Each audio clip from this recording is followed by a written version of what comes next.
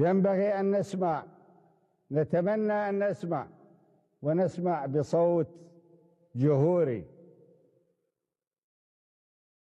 بصوت جهوري موقف شعب الكويت من حكامه لكي يسيرون بالاتجاه الصحيح ويكفون عن عملية الإيذاء التي تحصل ضد شعب العراق.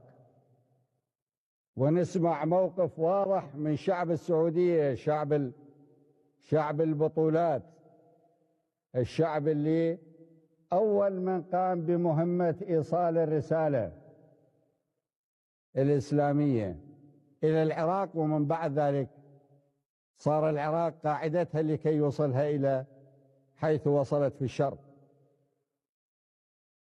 وأوصل الرسالة الإسلامية إلى مصر وإلى المغرب العربي، وبعد ذلك صار المغرب العربي وفق ما صار عليه، بالإضافة إلى وصول الرسالة إلى الأندلس. الروح اللي يحملها الفلسطيني دفاعا عن شرفه، هذا الذي يستشهد، ليس مثل ما يقول التعليق اللي البارحة في إذاعة مونte كارلو اللي يقول إنه يعني يفلسف إيش وقت الإنسان يعتبر الموت في الانتحار هو أفضل من الحياة. هكذا الفلسفة لكي يحرفون المعنى الذي يحصل في فلسطين.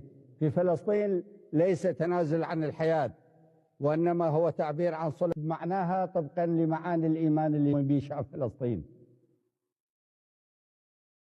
ليفهموا أنه كل عربي هو بهذه الروحية دفاعا عن المعاني اللي يدافع عنها الفلسطيني ويستشهد من أجل حياة أخرى له وللأجيال أو الجيل الذي هو جزء منه، الأجيال اللاحقة والجيل الذي هو جزء منه.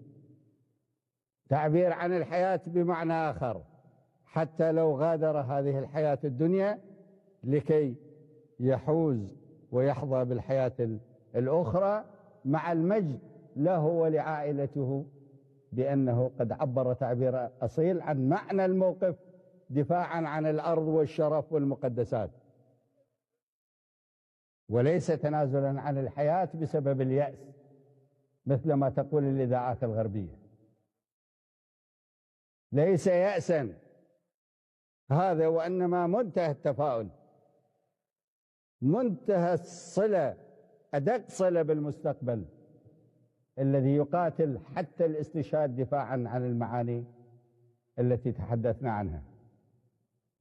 عندما افتقدت الأمة العربية إلى مثل هذا الموقف صار الذي صار فيها، وصار الذي يأتي إلى سدة الحكم من يأتي به الأجنبي وليس من يأتي به ابن الشعب.